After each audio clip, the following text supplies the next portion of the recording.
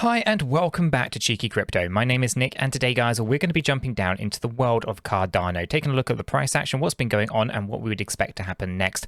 As we get into it guys, you know what to do, hit the like button, subscribe if you're new, let's get started. So Cardano paired up with USDT, this is our hourly chart and Binance is the data source. Now we are tracking a 5-wave structured move to the downside. These are often referred to as trends. This is on a micro level though, so it could be multiple different things at this point. I won't want to say that we're macro trending to the downside just yet, although it's possible that we haven't actually finished any particular kind of macro trend at all. But let's just focus in on this little kind of micro trend at the moment, okay?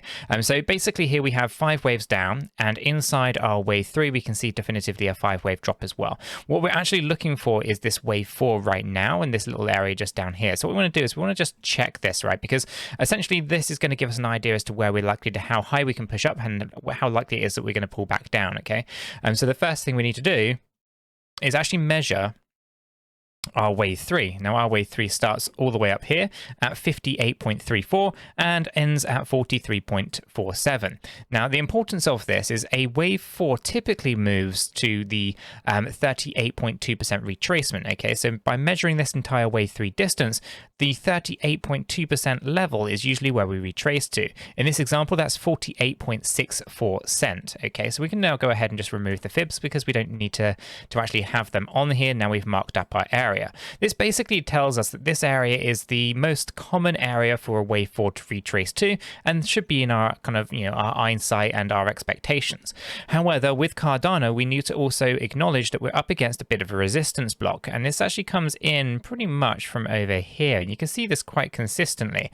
I'm just going to draw a little rectangle just on here up to this higher range, okay? Now, there were a couple of closed positions inside this early on.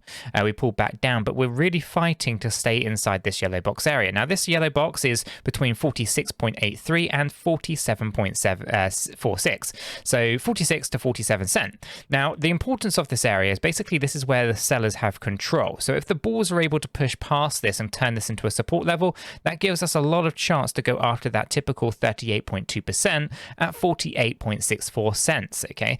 So that actually gives us a pretty good understanding. Now from an Elliott wave theory point of view, our wave 4 is a 3-wave structure, so that's kind of what we're looking for here.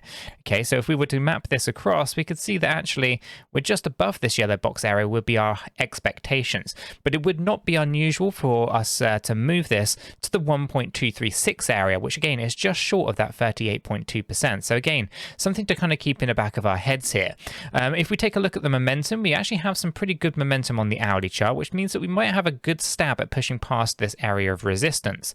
On the 4-hour, we're actually overbought, so we will be looking at some kind of pullback towards our 5th wave zone down here at the bottom, and this actually does come in at the moment at 41.28 to 42.63. However, that's subject to change depending on how high wave 4 goes. They relate to each other. The higher that wave 4 goes, the lower that wave 5 will go. Okay, so our 4-hourly chart does look for a correction. The 8-hour is very much aligned. It does need a correction to the downside, and we can obviously acknowledge what's going on here on this 8-hourly chart a little bit clearer. One of the common things that we often find is when we set ourselves up with these higher lows and higher highs, not that we're getting those higher highs at the moment, normally that's a pretty bearish signal where we can actually start to see these things reflect down on us. Unlike when we have them in the opposite way round and we set ourselves up with the lower lows and the lower highs, we tend to break up from those areas, okay? So when we start seeing this on the 4-hourly chart, the fact that we're in the overbought area, we're up against this rejection, we know that there's going to be some kind of move to the downside in the very near future. Time in the market, however, is incredibly hard and something I'm not going to get right. But that being said, I don't think we're that far away from September, and we kind of know what's going on in September. So when we take a look at our hourly, there's definitely a short-term move potentially to the upside here. We have our upper limit around that 38.2% at 48.64 cents. So we'll keep a close eye on that. But for the most part, once this 4th wave correction is done, ends with our 3-wave structure, we'll be talking about finishing off and moving on down a little bit lower.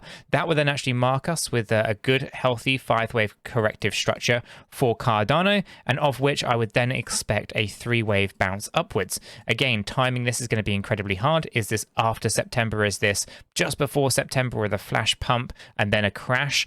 Who knows? It's going to be interesting to kind of see how that one plays out. But a 3-wave structure would be my expectations, as the minimum requirement for this 5-wave would be a 5-3-5, meaning 5 waves down, 3 waves up, and then we follow that up with an additional 5-wave move to the downside at a later stage.